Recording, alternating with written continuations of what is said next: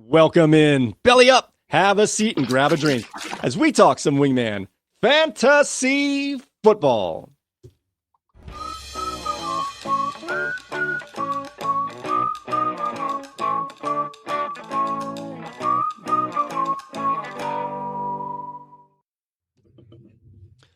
Welcome into another edition of Wingman Fantasy Football, the League Podcast. I am your host, Michael Furley, and as always, I'd like to thank all of you, or any of you who may be watching or listening to today's show.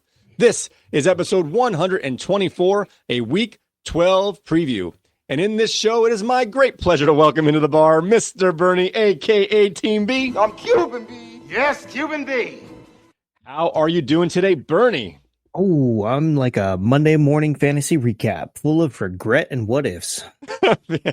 But with these buys this week, we'll get into it. There's going to be a lot of regret this week.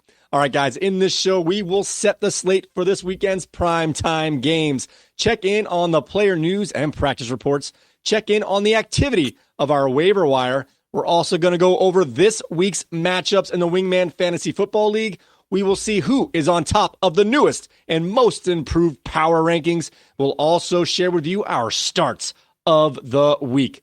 We have another installment of A Fourth and Long with Bernie, and we'll take a look to see how those traded players helped and or hurt their new managers and a trade watch. And it's time for the loser to pay up in this week's Wingman Jam as we close one chapter and we begin a very new way we're going to play the Wingman Jam. Stay tuned for that. And we're also going to dive headfirst into the mailbag. But before we get any further along, I want to make sure that everybody is in the room. Wingman Assemble! All right, now that everyone is here, let's check in on some player news. All right, starting off with setting up the weekend's matchups here. We have 6 teams on bye this week. With players for the Atlanta Falcons, Buffalo Bills, Cincinnati Bengals, Jacksonville Jaguars, New Orleans Saints, and the New York Jets are all going to be off this week. That is a ton of big-time players going to be out this week in our very first bye-nado of the season.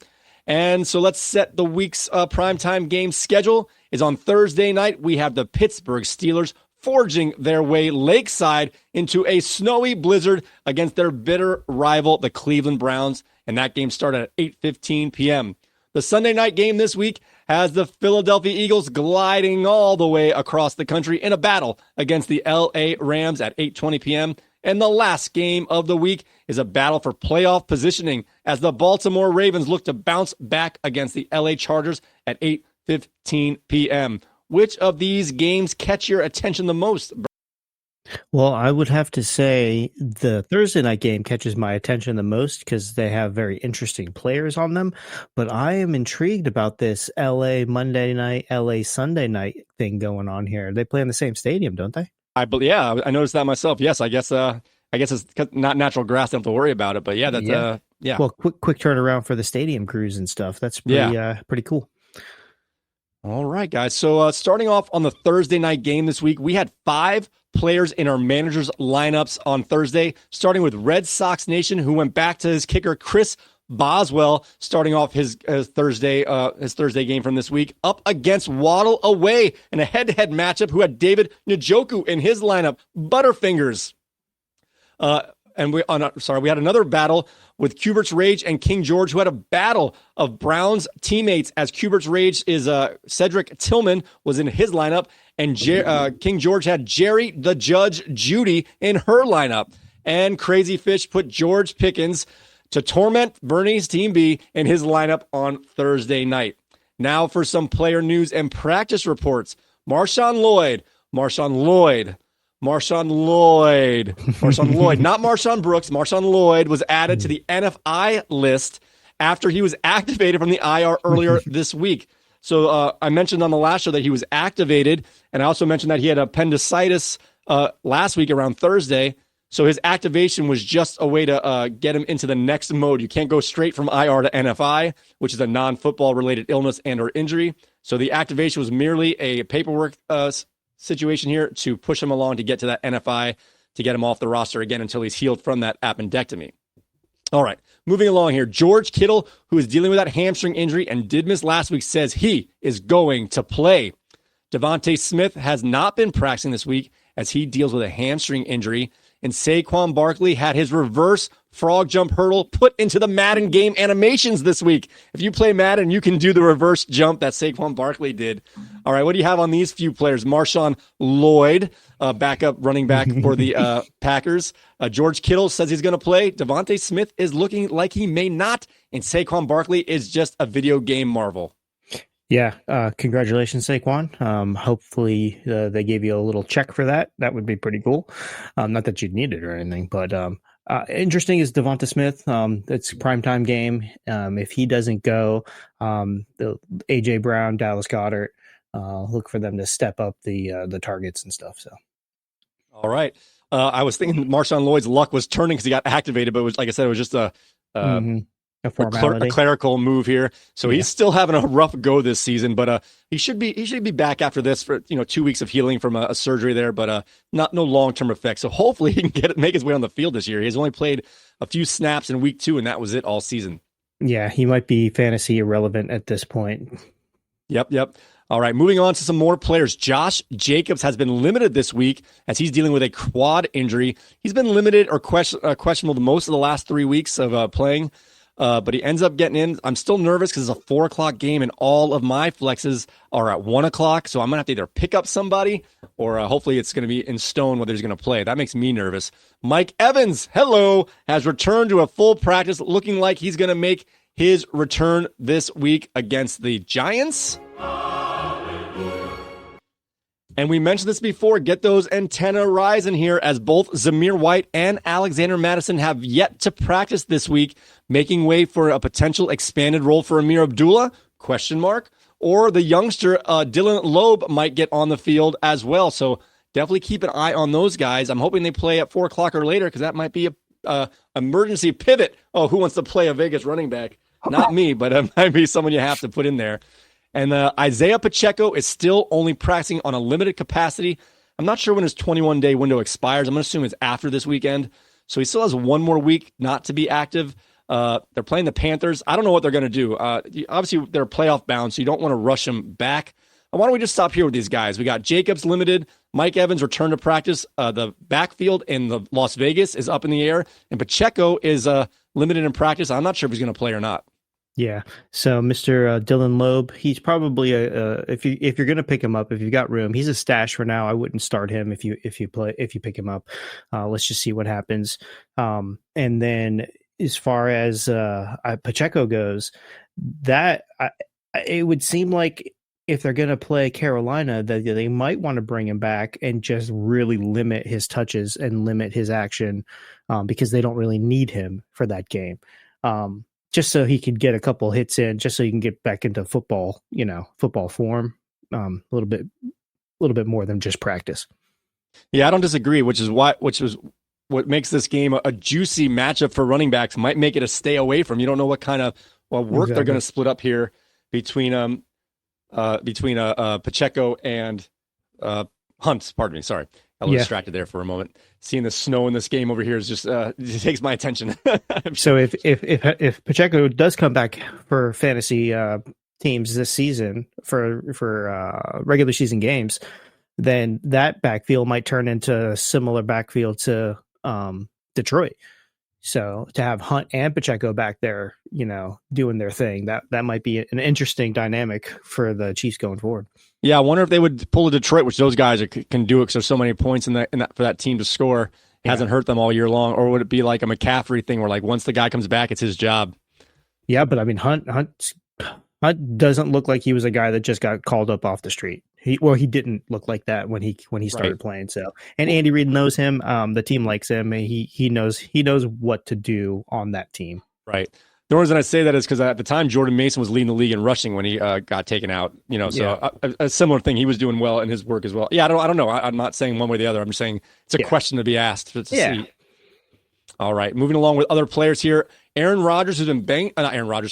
Jones has been banged up all year, but he's been upgraded to a full practice participant on Thursday. His workload's been kind of getting scaled back. I don't know if that's because he's been banged up and they're trying to save him, or I don't know, but he's healthy in terms of practice, so that is good news because usually it's not this early in the week where that is the case. Calvin Ridley, who was limited on Wednesday, was upgraded back to a full practice on Thursday. And Brandon Cooks has returned to practice for the Cowboys, and I think he's going to fix everything.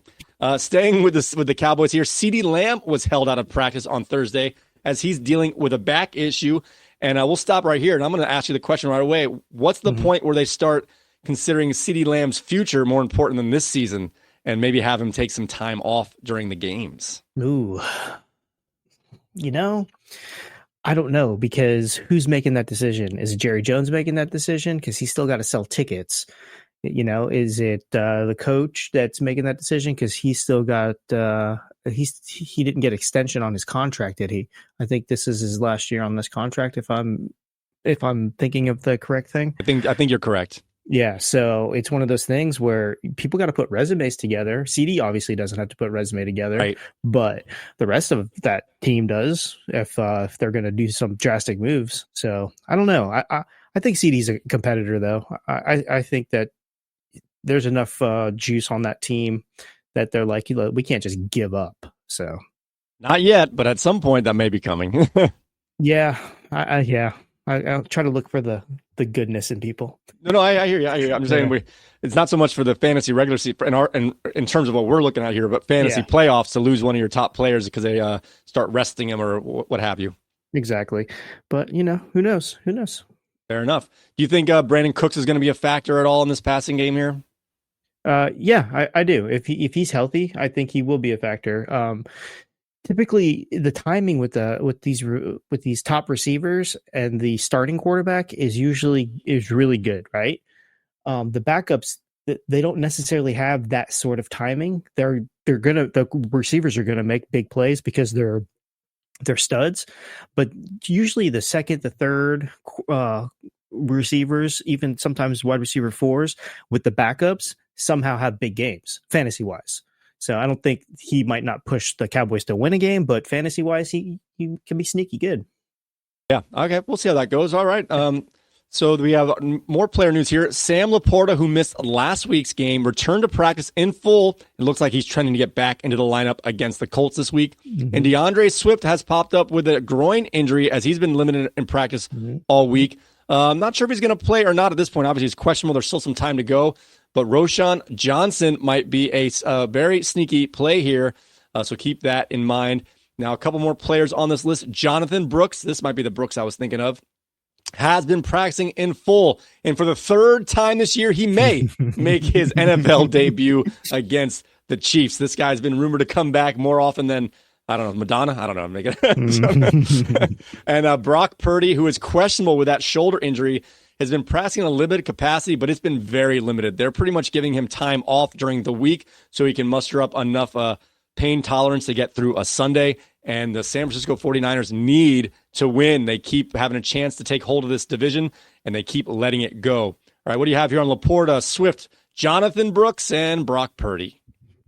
Well, I think that if Laporta plays, Amon-Ra might lose one of his 5 touchdowns that he gets in a game. But as far as Jonathan Brooks, same notes. Let me check my notes. Yeah, rinse and repeat as last time. Yeah, exactly. Brock Purdy, that's good. Let him rest. He's got good timing with Jennings, and that's his de facto number 1 at this point because he's played so many snaps with him. He hadn't, Jennings has just been Mr. Reliable, except for the little tweaks that he had. So with Kittle back, Jennings going, and McCaffrey not hurt, I think the rest for Brock is good. So, all right. Now it's time to take a look at the activity on our waiver wire. This week we had 7 waiver bids on 5 NFL players, where only 1 player got multiple bids. Let's start off with our highest price acquisition for this week, Draco Mofo. Drake May went to They Took Our Jobs for $9, a fine price for a quarterback. However, there were no other bids, surprisingly, in a big bye week, no other bids on Drake May. So unfortunately for you, They Took Our Jobs, you paid too much. Now for our next highest priced acquisition here. I think they got this from our show, Bernie. No doubt about it. This one had the most waiver bids. The Washington defense went to Lionize for $4, outbidding two other players. Actually, he didn't outbid the first one. As Amazing Spidey, myself, I also put a $4 bid in, but due to him having the lesser record, he gets the waiver priority tiebreaker. So he went to Lionize for $4, beating another $4 bid, and Red Sox Nation also put in a bid for $3. I didn't want to put 5 in because our last few defensive have gone for 5, and I thought it was too much, so I tried to scale it back $1, but 5 would have been the perfect bid in this instance. Did you not want them? I did, but I was also willing. I have Detroit, and I think they're playing against the Colts, and we don't know, but Richardson has a chance to throw a bunch of picks, so I'm not sure. So I was kind of one of those things. I was going to play him, but I didn't want to break the bank for him. Yeah, when we were doing that waiver wire show, I was like, yeah, I'm going to put my $5 bid like I did last week and get this defense. And I went downstairs and I was getting ready for bed and I forgot to put the bid in. Were you going to put a $5 bid in? I was, because I put a $5 bid on that defense last week. And you were picking him up to start them, I'm assuming? Yeah, because yeah. If I would have got him, I would have started him just because I hate throwing money at stuff that I'm not going to use. It almost like that forces my hand, like mentally. Exactly. Well, I had New Orleans defense, so they're on bye, so I had to pick up defense. All right. Good job, Reggie. Good job, Reggie. Nice job, Linez. Yep. All right. Another player here that got picked up was Roshan Johnson. Went back to Red Sox Nation. He's been doing the crazy fish move of dropping and picking up the same player. As Roshan Johnson went to Red Sox Nation for $4. There were no other bids, and I just like playing the sound. You paid too much. No, I think that's a good price for Roshan Johnson. Come on. It is a good price. You paid just the right amount. Okay. Our next player picked up here was Chase McLaughlin, the kicker. I believe I was getting mixed up with McPherson. He plays for Tampa Bay. They took our jobs for $3. All right. Do I push it? $3 for a kicker. No other bids? Yeah, I'd say so. You paid too much. We're very liberal with our pay too much drops. That's okay. And our last pick up here, another kicker, Michael Badgley, who's on the IR, went to Amazing Spidey in place of his other IR kicker, because this one's got more long-term IR potential, as he is not coming back at all this year. So Amazing Spidey picked up a kicker for $0 to take advantage of that IR spot to open up some more bench spots. What do you have on these guys here? We talked a little bit already about the Washington defense. I like Roshan Johnson. He's definitely a spot start if any time in the future, but especially if DeAndre Swift is going to miss some time. Yeah. Roshan is a good pickup there. Drake May is a good pickup for they took our jobs, because he's actually going against me, and he's got a lot of bye week action going on his team right now. So I think that's a good pickup. Washington's good. I'd say everything here is good. The only thing I'm really concerned with, but I guess, it is what it is McLaughlin. They're going up against the Giants, I believe, Tampa Bay. Yep. And he might just be getting, how much did he pay? $3? He might be getting 3 points for his 3 extra points that he kicks. I don't see Tampa Bay stalling out. So I think they're just going to be scoring touchdowns. I like to hear that. Thank you. From your lips to God's ears. All right. All right, guys. Now it's time to take a look at who's playing who in this week's matchups.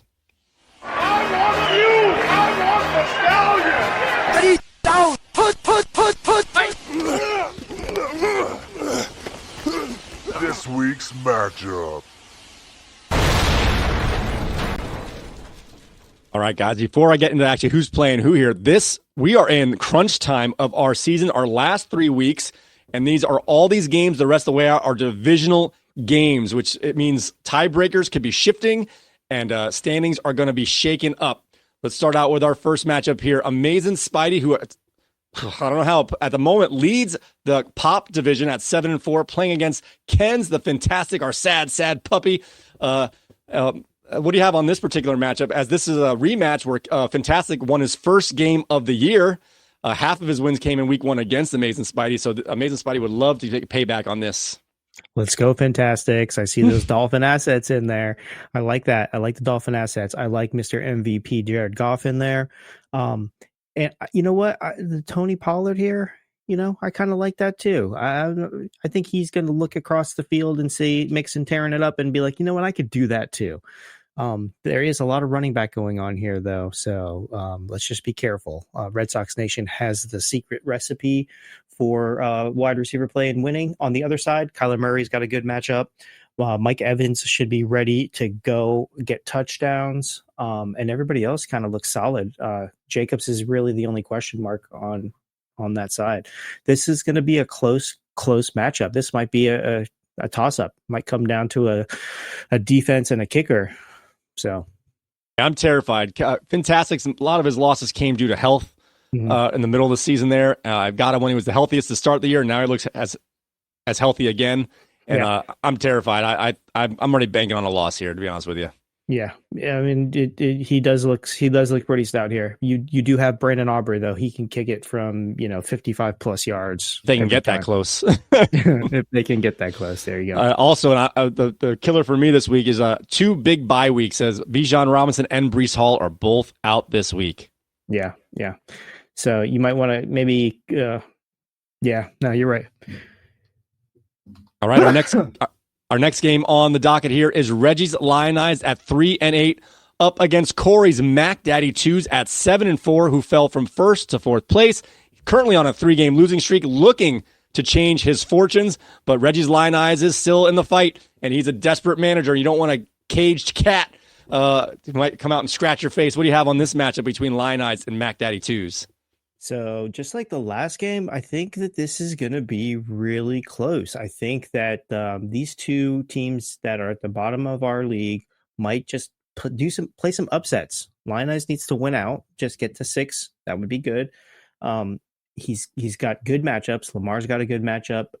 Gibbs has got a good matchup. McLaurin has a good matchup. Jackson Smith and Jigba, he doesn't need a good matchup. He's just doing it. Brock Bowers has just been doing it recently. So Rashad White might be the only person that gives up points to Bucky Irving. So this guy, and he's got that Washington D that he just got. He's pretty stout over here. I would be worried, Mac Daddy too. If Mahomes and Kelsey can get it going, then you've got a chance. If they don't get it going, though, I think you got a loss here, bud. The Mahomes, Kelsey, they're playing against the Panthers. Like I said before, I don't know what Kansas City's going to do, but they're going to be able to do something. I just don't know which one of those something it's going to be. Yeah, hopefully Kareem Hunt doesn't have a huge game and Pacheco come back and have a huge game, because then that would just be not good. So I can't help it. You mentioned Brock Bowers. He's had a great year, and I added a new sound just for him, and I should have done it 3 weeks ago, but we want to give a shout out to Brock Austin Bowers. All right, there we go. Sorry. Oh, nice. I thought every time we say Brock Bowers or something good, you got to have a yeah, baby. Oh yeah. Oh, all right, I'll add it. I'll get it. All right. You're right though. You're right. I need our next our next game on the docket here is Alex's. They took our jobs at 6-5 on a little bit of a slide up against Bernie's Team B at 5-6, who is also on a little bit of a slide. This is that all these games are huge, but this one is huge for Alex to get back on top of the division and for Bernie's playoff chances to stay alive. You need a win here big time. What do you have on this game? Yeah, well, I'm fortunate, but not super fortunate, because the only bye that he's going to have is Josh Allen. So, that's close to 30 points probably that he's not going to get. He is playing Drake May against the Dolphins, so hopefully that'll just stay at that 12, 13 point mark. But Derrick Henry, Saquon Barkley, both have very good matchups. He's got Connor in there. Connor's got a decent matchup as well. So he could have 3 running backs that get, 25 plus points over there. On my side, I've got my actual good starting lineup here. I've got most of the people that I drafted, except for Tyrone Tracy, in the starting lineup. My only dilemma at this point is Geno Smith or Anthony Richardson. And I'm not going to make that decision until right before the game. So I will lean to Alex because of those 3 running backs I mentioned. But I could probably catch him because of the Drake May play. So we'll see. Did you play earlier? Were you the one who played against Red Sox Nation when Jalen Hurts was on bye and he put in Baker Mayfield, who had 30 points anyway? No, I don't think so, but maybe. But it might be one of those things where like, all right, I just need to play 1 week this season, and you put the backup in, and he has this one best game of the year right on time. Yeah. So they took our jobs, might be taking my playoff spot. Well, I'm hoping you win here, Bernie. I don't really care. Both of you guys, a loss for both of you helps. Can you guys tie? You guys can do a tie, right? Oh, good gosh, that'll mess everything up. I'm like Ken rooting for against the Buffalo Bills and Jets here. All right. There we go. Our nenext game on the docket here is Katie's King George at 7-4 up against our new number 1 seed, Paul's Cubert Rage at 8-3. King George, is she going to start her end of season winning streak we've been predicting for the last 5 weeks? I think so. We'll find out here. What do you have on this game? Well, it's not going to come from the receivers in this Thursday night game, that's for sure. It's just snowing, and they're not really going. She does have lots of quality players that need to have big weeks. Montgomery has had a big week. Love has had a big week. But McCaffrey needs to come on here. Brian Robinson needs to come on here, and then she could pull this thing out. The only thing I'm concerned about on the other side is Estime is starting for Paul. Oh, really? Well, as of now. Right, fair. He is in his starting lineup. And then Jaden Daniels. So Jaden Daniels is a winning quarterback, but the fantasy has taken a dip. So hopefully he gets back on track with Dallas. But Deron Bland is back this week for Dallas, so that might hinder the passing game a little bit. But we'll see. Just what you mentioned, both these guys have really good matchups. Some of their players have big time matchups that might swing the game. Dallas has been more of a sieve against the running game, but still it's a defense that teams are getting to score a lot of points on. Exactly. So we have Brian Robinson on one side versus Jaden Daniels on the other side. So which of the offensive players for Washington is going to take advantage of the Dallas matchup? And that might be the difference in this particular game. Exactly. And with Buffalo on bye, Cubert Rage has a couple of Buffalo assets that could get him some points. Also, he's got Higgins on his team. Higgins could have gotten him some points too. So this will be close. Edge to King George, but it'll be close. All right.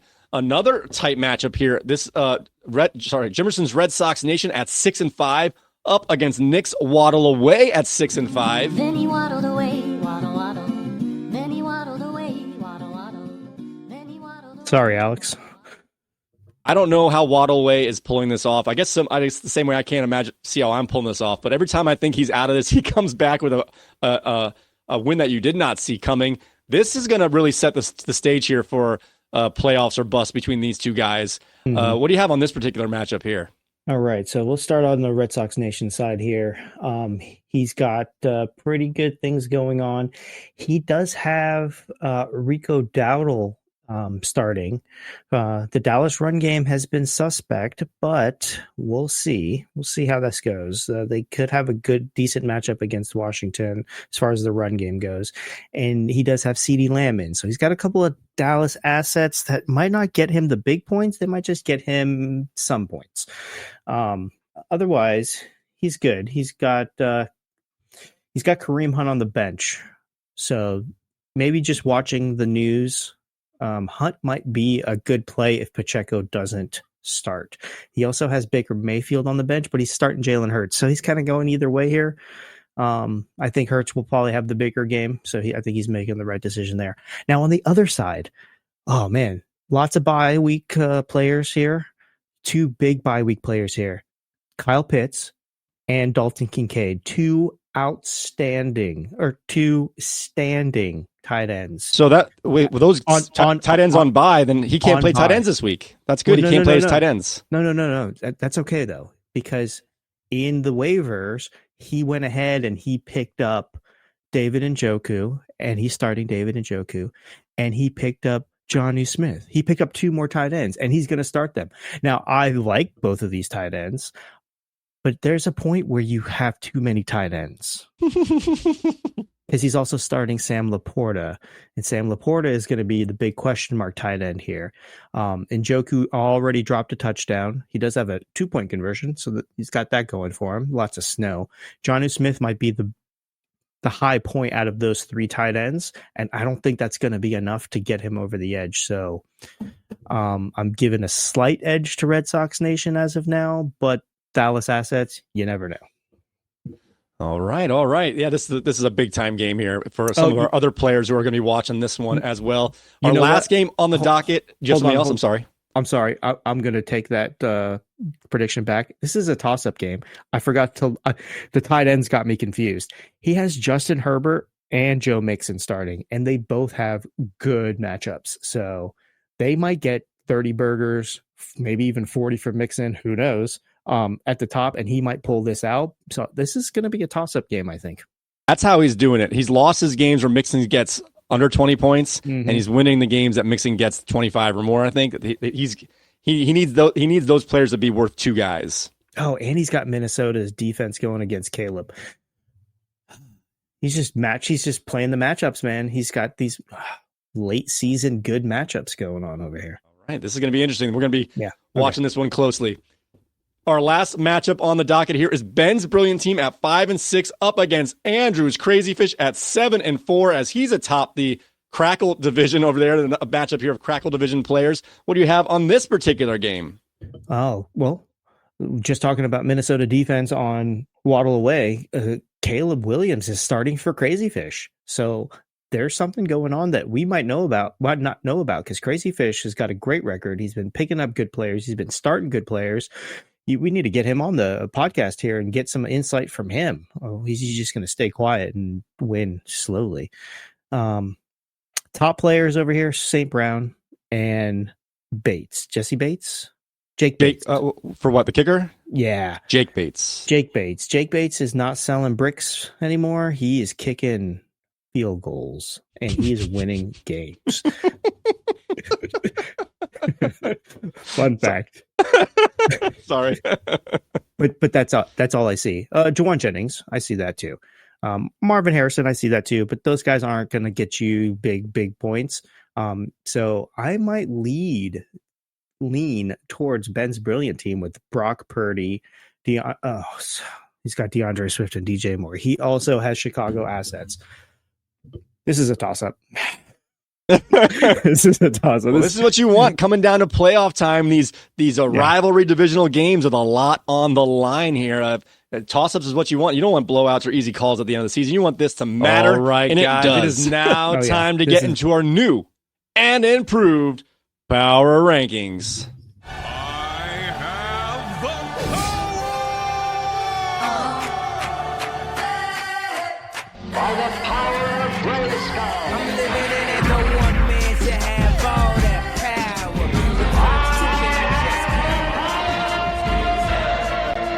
Wingman Power Rankings. All right, guys, you may have noticed a little bit of a different look on our power rankings. Big shout out to Red Sox Nation who provided us a new and improved method of checking the powerfulness of our teams in our league. The Red Sox Nation Index, we're going to call the RSN Index for short. As you can see here, we go through 4 different categories. They're ranked from 1 to 12. The first category is your record. So the team with the best record in the league gets 12 points, and it works its way down. The team with the most points scored overall gets 12 points, and it works its way down. This weekly rank here, this is if you were the highest scoring team in any one week, you'll get a 12 for that. And if you were the lowest scoring team in any one week, you get 1 point. So it's kind of seeing how you rate against the opponents on a week-to-week basis. So if all your points came in one big blowout, you might have a lower weekly ranking. And then our last one here is projected points going forward. With all those combined, averaged out, you get the new total on the right ledger there. The rank is on the left. And let's see which teams are moving up or down based on this new power ranking. Usually I give you how they compare to last week's if they improve, but we're going to do this time how it compares to this week's old method of using the Yahoo projected points. So starting off at the bottom, Ben's brilliant team would be 12th in the Yahoo projections, and he's 12th in the RSN index. No matter how you look at it, Ben's brilliant team is not looked upon too favorably.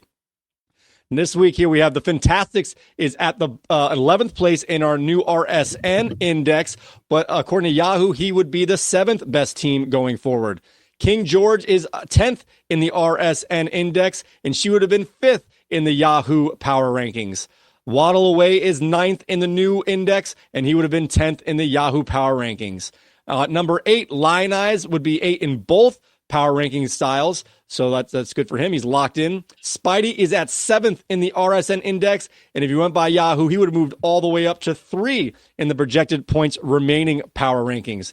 Now, Crazy Fish is at 6th in the RSN index, but he would have been 11th as his season outlook going forward is low, according to Yahoo. Team B is 5th in the new power rankings, would have been 4th if we used the old method. Mac Daddy 2s is 4th and would have been number 2.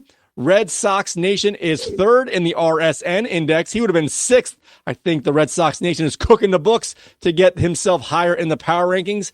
Cuber's Rage, this is the biggest jump here, as he is 2 in the RSN index and would have been number 9 in the Yahoo power rankings. And they took our jobs no matter how you slice it. He is number 1 in the power rankings. Bernie, what do you think about the new index, how it relates to our old model here, and any other thoughts you may have? I like it. RSN index. Thank you, Red Sox Nation, for bringing that to light. I like it because it's transparent. I can see what the metrics are. I guess I can't disagree with the rankings because I can see the metrics and they're just numbers. They're numbers that make sense. So let's use that one going forward. Yes, I want to echo Bernie's sentiment here. Thank you very much. I knew that took a lot of work and this was unsolicited, but we will definitely use it and we appreciate any help we can get. So keep sending those in and we will get them up on the board. All right, guys, it is now time. Oh, yeah, for your lead pipe, stone cold lead pipe lock starts of the week. Bring it in.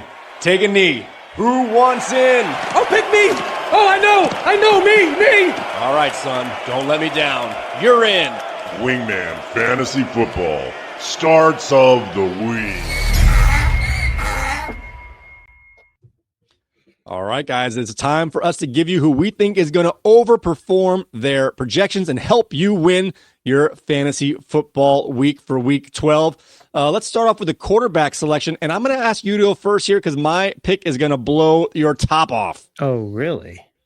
Oh, so intriguing here. Okay, my pick for quarterback is Mr. Justin Herbert of the Los Angeles Chargers, and he's going up against the Baltimore Ravens defense. That should be exciting. Herbert, he ranks 4th in adjusted net yardage amongst quarterbacks. He's got better projection and game scripts under this new scheme, so that's a good thing. And the pass defense for the Ravens last week was an anomaly. I'm going to give it to them. The conference game with the Steelers, they kind of know each other. Coaches know each other, so we're going to throw that one out the window. But they're allowing 9.3 yards per attempt. They're giving up 261 passing yards per game. 6 out of 10 opponents exceed 290 passing yards. So I think you got a big game coming up for Mr. Justin Herbert. All right, I like it.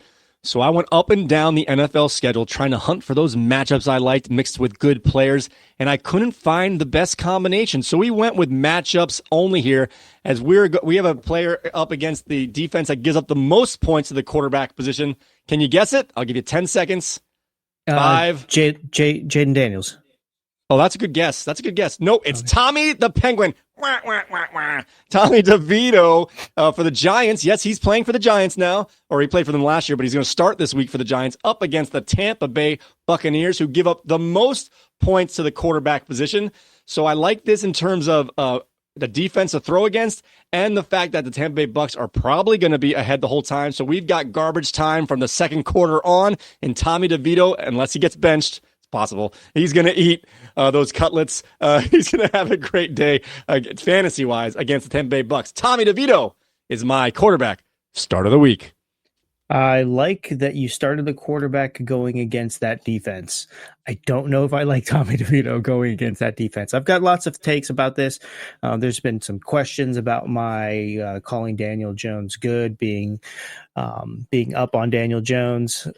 So I'm okay, but there's a lot of drama going on in New York, and I will save that for a 2-point conversation. Sounds like you got to get something off your chest, Bernie. Why don't you elaborate a little bit? Go ahead. It's a safe space here. Go ahead. Okay. So Tommy DeVito was listed as the number 3 quarterback. Drew Lock was listed as the number 2 quarterback. Tommy DeVito gets to start over Drew Lock, what in the world's going on? Oh, I believe it's Tim Boyle gets bumped up from the practice or signed to the practice squad or something. I don't know what's going on over there, but this is my take on this. Tommy DeVito is starting because he gives them the spark that Brian Daboll has claimed. He's the hometown kid. He's from New Jersey. He has got his own little hand motion that the crowd does. He is got a very photogenic agent. It's a story. It's something. It's a home game. They're trying to make their fans happy. They're putting out a losing product, and they're just trying to make these fans feel good about how bad their team is by putting this kid in. I'm rooting for him. Don't get me wrong. I hope he does well. I hope the Giants don't, do too bad. And I hope they do bad enough where Daboll gets fired and maybe the GM, but at least Daboll gets fired. So I just don't know. I don't know how I feel about it. He can win. He's shown he can win. I'm all for it. Just he did Drew Lock dirty like that, man. And he did Daniel Jones dirty. And there's people on the defensive side of that ball that said Daniel Jones gives us the best chance to win, and we don't understand why we're starting this kid. Wow. You don't want to lose your locker room there. Yeah. It sounds like the Giants are playing for page 6 instead of the scoreboard. Exactly. But it is a New York market. I don't quite understand that. It's apparently a thing. So go from there. All right, let's move it along to our running back position. Who is your running back start of the week? Well, Mr. James Conner is going to be moving that football along across that end zone. Oh, yeah, that's right. He's consistently reaching 100-plus total yards, and he's not getting it with his rushes. Last week, he only got 33 yards rushing, but he had 80 receiving yards. So he's got 100-plus yards in 6 out of his last 8 games, right? The Trey Benson role, it's increased a little bit, but, he's only averaging 9 carries at 45 yards. And the Seattle run defense, it's got some improvements, but it's got some issues. The linebacker changes, Jerome Baker, Tyrell Dodson. They added Ernest Jones and added Tyrese Knight. So there's a lot of movement going on in that defense where they're vulnerable right now. They're very, very vulnerable. So James Conner, great offense in Arizona. Keep it going. Kyler Murray, lighten it up. All right. I'm a little torn of which back I want, but I know I want this game. I'm going to go with Austin Eckler versus the Dallas Cowboys. The Cowboys give up the 3rd most points to the running back position. Now, Austin Eckler's carries have been going down since Brian Robinson returned from his injury, but his playing time has not. He had 8 catches last week. So if he can, I'll even take 4 or 5 more carries and you can lose 2 to 3 catches. And as long as he gets on the field at half the time, I think the Cowboys are getting ready to give up. They give up long plays. They don't chase people. They make business decisions. And I think Brian Robinson is more likely to get the short touchdown. But I think Eckler has a chance to break one of those screen plays down the sideline for a bigger gain. I'm going with Austin Eckler for my running back start of the week. As much as I like it, I wouldn't rush to that conclusion right away because this might be a trap game. Every week we've got a trap game. This might be this week's trap game. But yeah, it's a good pick. I like it. I like the stats. I like the defense that they're going against. Or I don't like the defense that they're going against. It depends how you look at it. So good call on that one, buddy. Good call. All right, let's move along to our wide receivers start of the week. Why don't you start us off? All right. So, oh my gosh, we just can't get this team out of our heads, Michael. Oh, the New York Football Giants. They just get in your brain and they just stay there as long as they're irrelevant. Nobody cares. They're like a brain worm. A brain worm. It's an earworm, I think. Is it an earworm where you hear the song and it gets stuck in your head and you keep singing the same hook over and over again? I've heard both. Okay. Either way, Malik Neighbors. He is my wide receiver start of the week. Won't you be my neighbor? All right. That's not what Josh Hayes for the Tampa Bay Buccaneers is going to say. He's going to be trying to cover here. Hayes has been very vulnerable in the defense. He's given up 0.54 fantasy points allowed per coverage snap. He is targeted 26% of the time with opposing quarterbacks. So that's whole secondary is struggling. Neighbors is going to be the focal point of this passing offense. Hopefully DeVito creates that spark that they need. He is talented enough to help DeVito make those passes work. So Malik Neighbors. New York Giants, start of the week. All right. So we've got a stack with our Giants between DeVito and Neighbors. Oh, what could go wrong? All right. Just keep it in. All right. My receiver start of the week is not a wide receiver at all. It is a tight end. We're going to go with Travis Kelce up against the Carolina Panthers, who give up the most points to the tight end position. They also give the most points to the running back position. And I think the backfield may be split this week between Pacheco and Hunt, even if it's a 70-30. And Kelce is the extension of the run game. And I think the Chiefs here, they need to win after that loss last week. They need to get themselves right, or at least mentally, or get themselves back on track. And I don't think they're going to want to play with their food here. I think they're going to keep this one on the short gains and just keep methodically going down the field. Travis Kelce is going to eat. They're going to get 9 to 12 catches. I think he's going to score at least once. Travis Kelce is my receiver start of the week. Oh my gosh. So what you're saying is that you don't think that they're going to get cute because they need a win? Isn't this the season for the snow globe play? Wasn't that one of their plays, the snow globe, where they just shake it all up? They line up in a weird thing and they shake it all up and stuff. I'm not against you on this. I like the pick, but this might be, if Pacheco comes back, if Hunt is good to go still, this might turn into a faux Detroit backfield where you've got a two-headed monster backs that can really light it up. So be careful about this particular game. It might be a run-heavy game. All right. Well, let's hope Kelce can be the Amon-Ra St. Brown and still eat. Oh, yeah. All right, guys. It is now time to get into your favorite, let's start with this, my favorite Friday morning segment, and it should be yours. I don't like to point fingers, but I'll do it. Should be yours. We got another installment of a 4th and Long with Bernie. This measurement could determine the Giants' It is season. time for 4th and Long. With Bernie. All right, fantasy footballers, let's get this thing going. All right, today we're going to do a little unscripted version of the 4th and Long. I have some trivia questions here that I would like to ask my co-host to test his trivia knowledge. Also, kind of want to get a feel for how this would flow in a different situation for these types of segments. Maybe we can get an audience participant in to battle Mike question to question and see who knows football better. So I pulled out some random questions, all football related questions for now. Mike, you interested in giving this a shot? Let's do it. All right, let's do it. All right.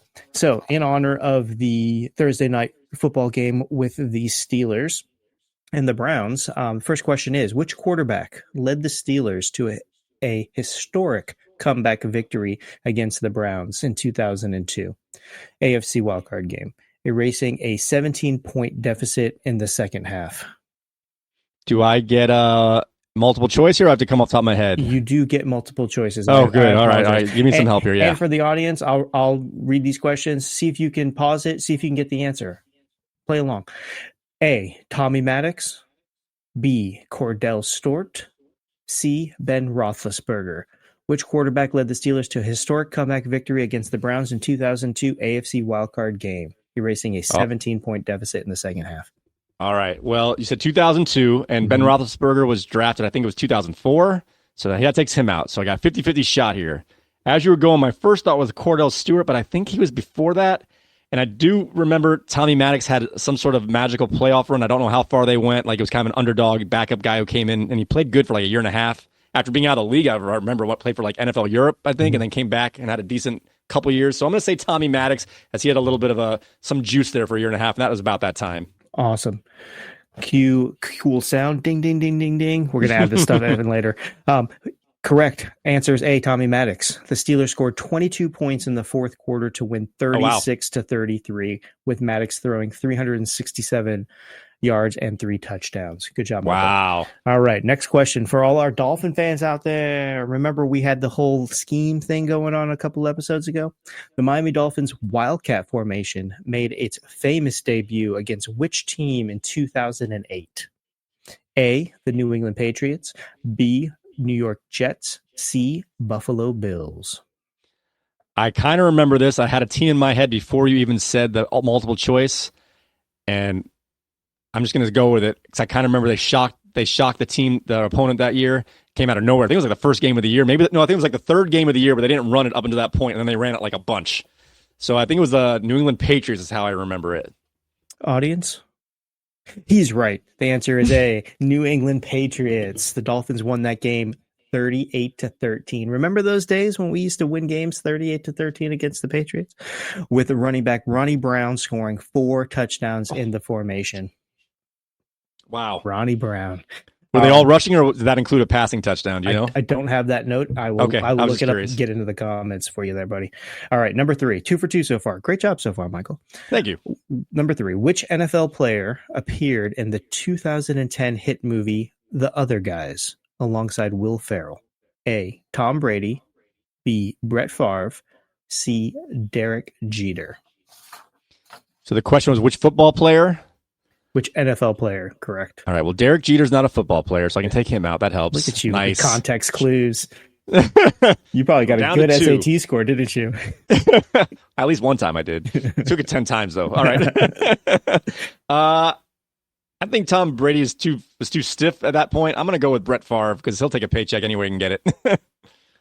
Audience? That's right. Mr. Brett Favre. Favre's cameo was a memorable scene where he was referenced as Brett Favre throughout the movie. All right. Nice. Number 4. Which NFL stadium became famous for introducing the Gridiron Challenge Burger in 2018? An 8-pound, $75 burger that included 5 third-pound burger patties. So 5 of these patties on there. Was it A, State Farm Stadium, Arizona Cardinals, B, Levi Stadium, San Francisco 49ers, or C, AT&T Stadium for the Dallas Cowboys? Jerry World. Wow. So for all of you who may remember, one of our bachelor parties went out to yours truly took down the Shula Steakhouse, the 48-ounce steak. So I know this thing, but how big was this burger? This was an 8-pound burger. Oh my gosh, jeez! So was that 64 ounces? Oh my gosh! Oh no, more than that. That'd be double that. Yeah. Oh my oh my gosh! How do you do that? All right, so I don't know. First, I was thinking it had to be I was thinking a Midwest, like a Detroit or like a Midwest town, like with hefty people. So I take San Francisco out. They're gonna have vegan stuff, and I'm just gonna go with a Texas Stadium or AT&T Stadium, as everything is supposed to be bigger in Texas. So I'm gonna go with a AT&T Stadium. And the correct answer? State Farm Stadium, where the Arizona Cardinals play. This massive burger was created by the Cardinals food service partner, and if eaten by one person within an hour, they would receive a Cardinals jersey and get their picture on the stadium's video board.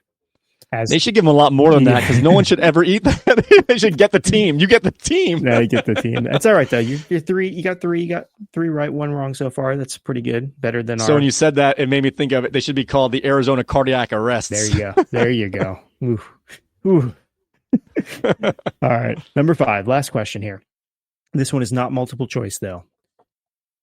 Which NFL teams currently have a star featured in their primary logo?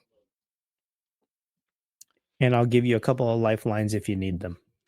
So this is not a one. There's multiple teams. You're saying, right? There's more than one team. Correct. What kind of lifelines do I get? I need your some help. First lifeline will be the number of teams. All right. How many teams have stars in their helmets? 3. Okay. Well, I'm going to start with one that's on the shelf, our helmet shelf back here. We have the Dallas Cowboys. That's a throwback one, but they have the star prominent there. So I'm going to go with that. That's correct. Look at that. Jerry Jones getting his Dallas Cowboy names in every single podcast ever. He has a segment next week with us. He'll have this. All right. So I don't know if there's a lifeline or not. You can have me as a halfway wrong if you tell me this, I know the answer. Does the little Steeler steel aluminum sign there, does that count as a star? It is not a star, no. All right, so we need a 5-pointed star here. Okay, like a star, like a star. Yeah, why didn't I?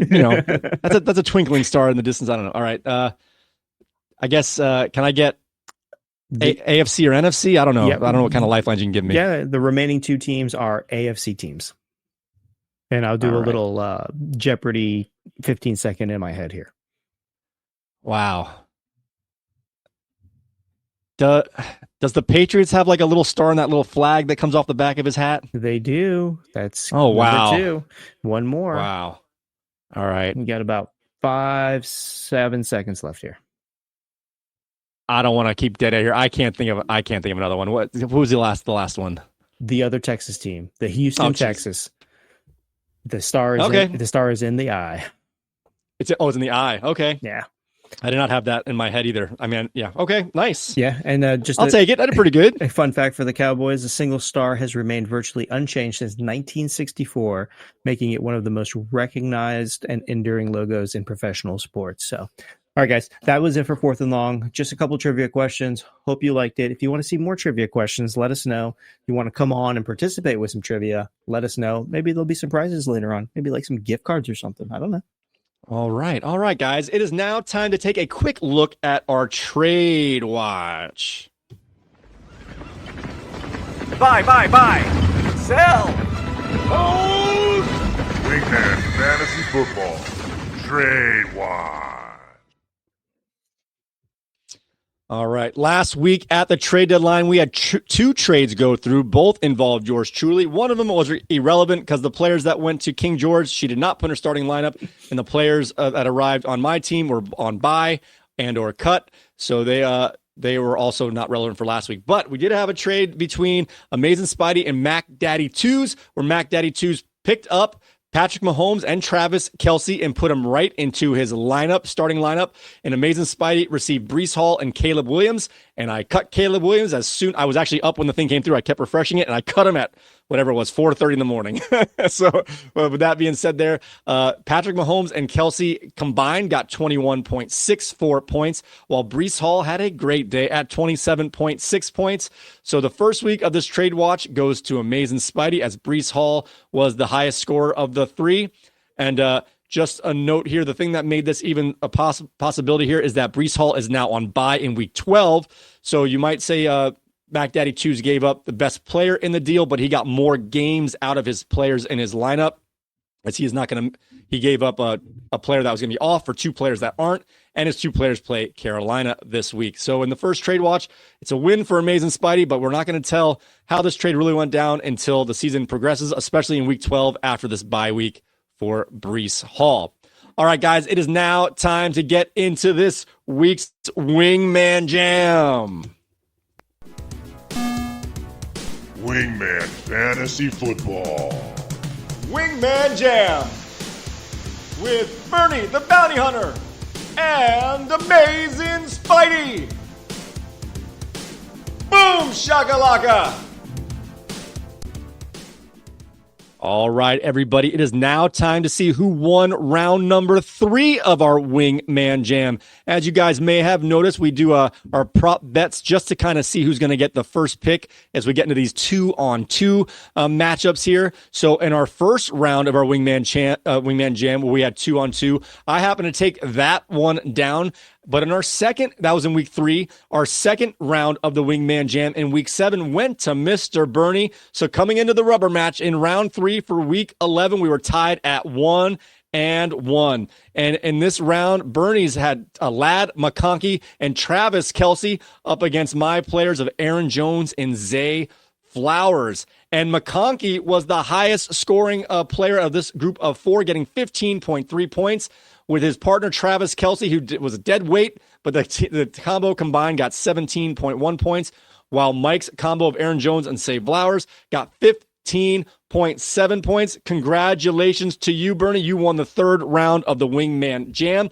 And as is tradition, the loser has to show up in embarrassing fashion. So give me a moment while I get myself situated, as we're going to put Bernie on full screen for just a second. And you can talk about your players or what you think about the Wingman Jam.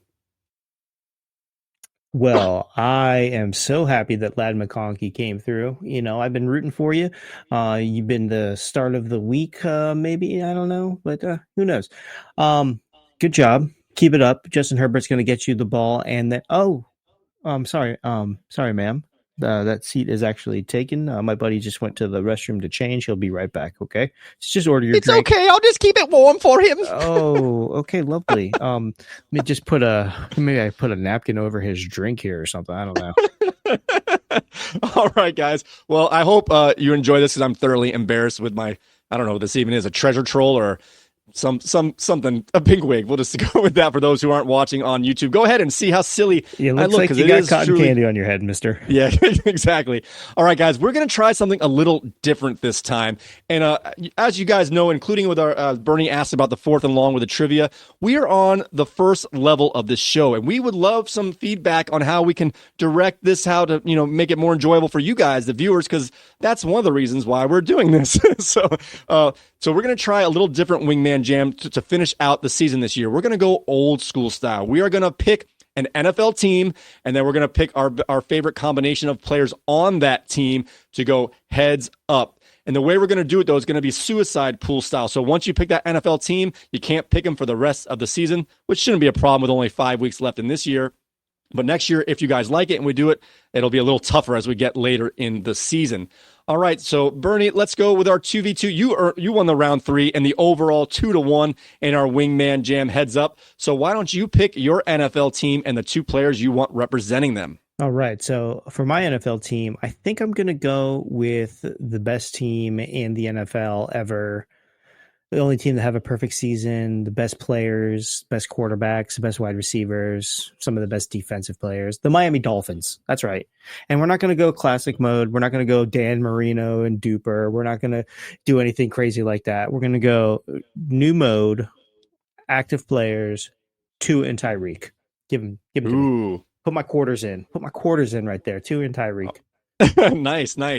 All right, I like it a lot. All right, guys. Well, I was a little troubled here, but he's one of my starts of the week, and I actually traded both of these players away, so I figure it's a good gesture to Mac Daddy 2s. I'm going to go with the Kansas City Chiefs. They're playing against Carolina, and we'll see how it goes. This is a big-time matchup, a rematch of the playoffs from last year, the Dolphins and Chiefs, and now they have a chance to go head-to-head. Fantasy points accumulated in a video game-style NBA Jam competition. What's your thoughts going in? You think you got the leg up here, or are you afraid of Kansas City?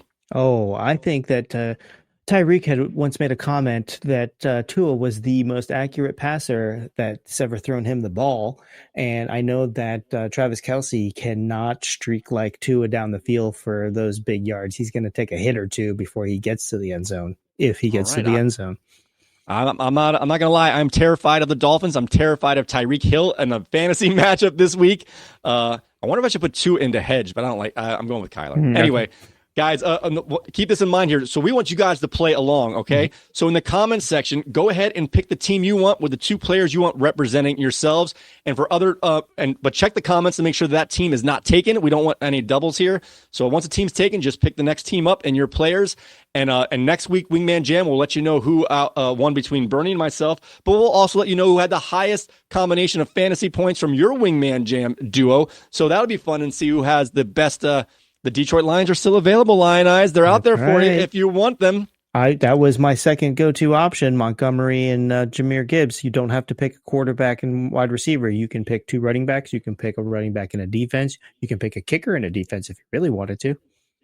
So, yeah, keep that in mind, guys. So the earliest comment, you get the most teams to choose from. After that, you have a little less. So get that comment in early. Pick your team and see how you stack up against Bernie and I in the Wingman Jam. All right, guys, it is now time to get into our mailbag. You've got mail. You've got mail. Wingman Fantasy Football. Mailbag!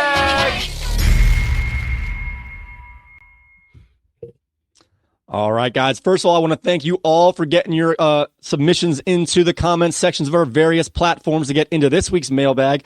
I mentioned last mailbag that we had so much in there and we were running late on time that we had to push some of these back. So I do apologize for the delay, but we're getting to them today and we're going to get through all of them so we don't have to worry about that next time. Time of the recording be damned. All right, we are going to start off here. This one comes in from PG, a very loyal listener and a commenter here. He leaves comments and uses the game day advice questionnaire contact section on our wingmanfantasyfootball.com page. Thank you for checking out all of our platforms there. And this one comes in after mentioning about the pass interference calls late in drive or on drives late in games that end up dictating who may or may not win. Patrick Mahomes seems to get a lot of these. Matt Stafford sometimes. What are your thoughts on the ability of challenging penalties? Which penalties do you think should be challenged? How could they be challenged? Or what parts of the game do you think they should be challenged? What are your thoughts on maybe challenging some of the penalties, especially in close games or late in games? Well, I think, the challenges, they take up time, so it's going to extend the game. They could do it and make it a commercial timeout and kind of incorporate those two together.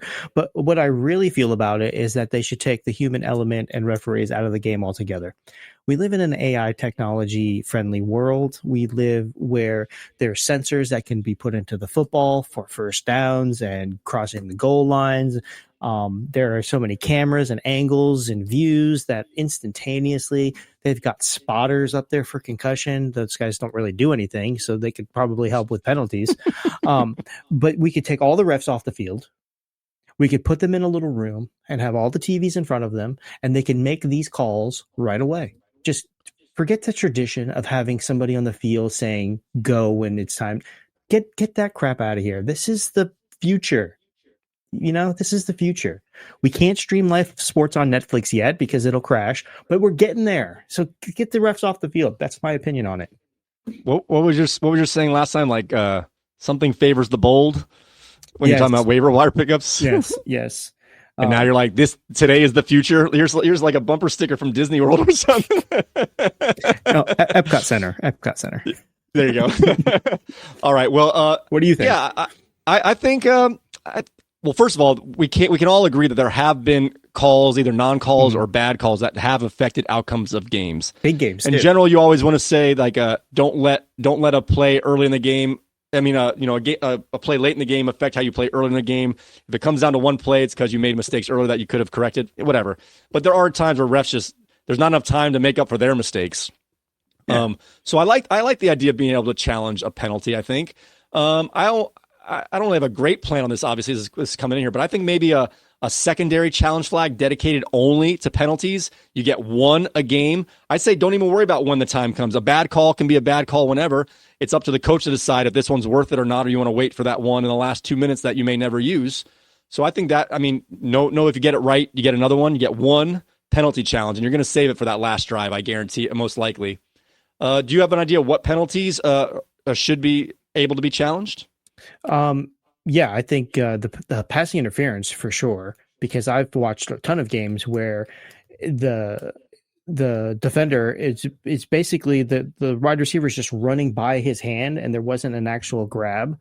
And right. It's just like they're calling that. It's like, come on, let these guys like play a little bit, like they always say, but some of them are really bad. That and roughing the passer just needs to be slowed down. It's one of those things, and it's such a big play. It's such a big call for them to get the first down. These big guys, they are easing up, but they're already in motion. Right. It's like if you look at the replay, you could clearly see he was not trying to like lay it on him. He's trying to pull up, but he's already a 300-pound man in motion, man. He can't just stop like that.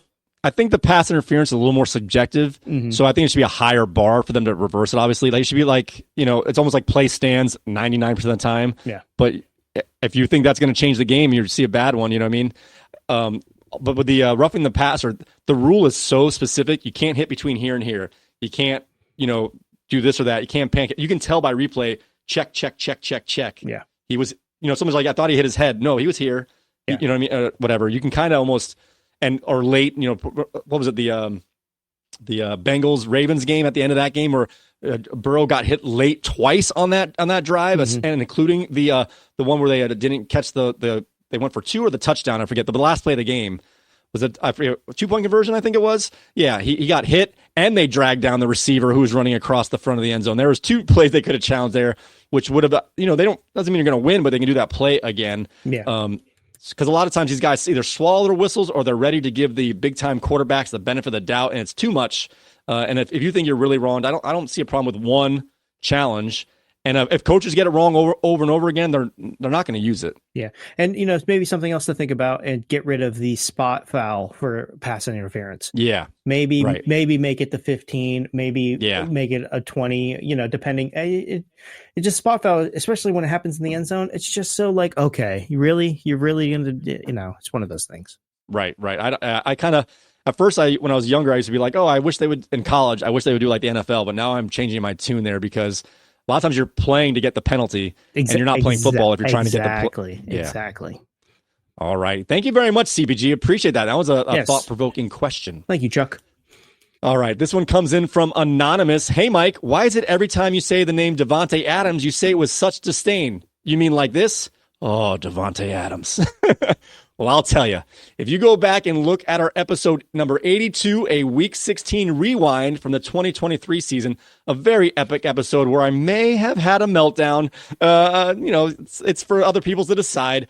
Well, if you're following along, you may have known that I had I was the number one seed, number one point leader, had the number one power ranking according to Yahoo going through the playoffs, and in NFL Week 16 in the semifinals up against Mac Daddy 2s. No shade against Mac Daddy 2s. I had Davante Adams in there, and I lost by 2.5 points, and Adams had 1 catch for 4 yards. And worse, it's not much, how can it get worse than that? The week before, where I had the bye, he had 25 points. The week after, in the championship game, where I didn't play him in the consolation game out of spite, had 33 points. He picked the worst time to be a virtual goose. And I'm always going to have a special place in the blackness of my heart for who? Davante Adams. Thanks for the question, Anonymous. Keep them coming. You always bring out the most of me, Anonymous. You and I. All right. We have another one coming in from Loungefly. We had to pass this one off because of our timing last week. So this one comes in. Hey, guys, love the show. You keep saying that Jared Goff can only play well in games that are in domes, hence the nickname the Dominator. You guys seem to forget that our Mr. MVP Goff, show him some more respect, as he was easily able to handle the Green Bay Packers outside, in Lambeau, and in the rain. Goff for president, Goff for MVP, inside or outside? Let me take this one, Mike. Yes, please do. Okay. All right, Loungefly. Great name. Thanks for watching. Thanks for leaving a comment. I really appreciate it. But you got to watch more than one episode. You got to watch the whole series of the League podcast. Because if you did, you would know that we call him the Dominator from an early episode in the season where we were just pointing out that based on the schedule, he was only going to play 3 games, not in a dome. And the rest of his schedule was in a dome. So we just called him the Dominator. We think he's good. We actually really like Jared Goff. And if you watch some previous shows, you would know that. We think he's spectacular, MVP candidate, if not the MVP himself. I love it. I think he should be in the Sleep Number commercials. I think they should kick Matthew Stafford out of that bed because he's not winning like Jared Goff. Jared Goff's a winner because he's getting a good night's rest. I also think you should put him in your Wingman Jam lineup this week and see how he goes against the Dolphins and or the Chiefs. So do that, Lounge. Hey, first of all, thank you for writing in. We love how you guys love your favorite teams, and no matter how good Jared Goff is, and I don't disagree, I'm always going to call him Jared Gurf because I can't help myself. It's just too fun to say. All right, this one Jared comes in Goff from for MVP, by the way. Yeah. I already have my bumper stickers made. You better buy them because I bought 1,000. Okay. This one comes in from Lion Eyes, one of our players in our league. Hey, fellas, after the Fantastics became this year's first sad puppy. That's always my voice, by the way, if you guys didn't notice. I was wondering, with 8 losses, am I still alive to make the playoffs? I have an answer here. Do you want to take this one or you want me to tackle this one? No, it's all you, buddy. Go for it. All right. Well, the short answer is yes, you are still alive. The shorter answer is not likely, but here's what you need to happen. You need to win all 3 games. No ifs, ands, or buts. And you need Dave took our jobs to lose his last 3 games. No ifs, ands, or buts. And then you need the loser of this week's matchup between Waddle away and Red Sox Nation. Whoever loses, you need them to lose out. So one of those teams to lose all 3 games, and they both can't do it. And even if that happens, you're still going to need help from our teams that have 4 and 5 wins in the bank. And you're also going to need to outscore. They took our jobs by over 150 points in the last 3 weeks. So you are not out of it. So keep that in mind. We'll let you know when you're a sad puppy. Don't worry. We'll let you know right when we know, you'll know. Do you have anything to add about this potential sad puppy? But not yet. He's still alive. No, Mr. Lionized. If you do win this week, there might be a 4th and 1 or 4th and long dedicated to you and how you can possibly get in. All right, guys. Our last one comes in from, is this the same anonymous or another anonymous? I'm not sure. I'm looking at you, anonymous. I can't find you because I don't know who you are. But this one comes in saying, hey, love the show, guys. And Mike, I've noticed you are starting to grow out some face hair again. The beard stash reminds me of my favorite movie dad, Riley's dad from Inside Out. What do you think, Bernie? Do I look like Riley's dad from Inside Out? Yeah, there's a slight resemblance. We just need to elongate your chin a little bit and get the gray out. Yeah. Oh, you had to have the gray in there. All right, dude, I get you. I hear you. Well, thanks, Anonymous, for paying attention to whatever's going on with this. I appreciate you always paying attention. You and I have had our difference in the past, but we'll get there someday. I don't know if Anonymous is a football fan or a U fan. Maybe a stalker. We'll find out. All right, guys. I want to thank you guys all so very much for writing in whatever mode you can find our wingmanfantasyfootball.com comments page, direct messages to us sometimes, our YouTube comments. Guys, we appreciate it all. Leave comments and let us know. Like I said, we're first ground floor of this show. You can help us steer which way we're going to go. Might take a little slow to turn the boat around, but we'll get there. Give us your suggestions and we'll move this along. With that being said, guys, I want to thank you all so very much for watching another episode, regardless of how long it might be, of Wingman Fantasy Football, the league podcast. You can find our audio feeds on Apple Podcasts, Spotify, TuneIn Radio, Amazon Music, and YouTube Music. Just search Wingman the League on those platforms. If you're not sure if you want to watch or listen, you're going to watch this one, guys. We've got some crazy disguises. If you want to watch or listen, go ahead to wingmanentertainment.net/podcast. You have both versions there. And if you want to see these beautiful vases, go ahead and go over to our YouTube channel at wingmanfantasyfootball.com/YouTube. Please go there, leave a like, subscribe, hit that notification bell, and leave a comment, guys. We love hearing from you guys. So with that being said, may your glasses be full, your mugs stay frosty. And remember, he who chases last week's points shall find only pain and empty waiver claims. All right, guys. We want to avoid those sad puppies. We'll see you next time.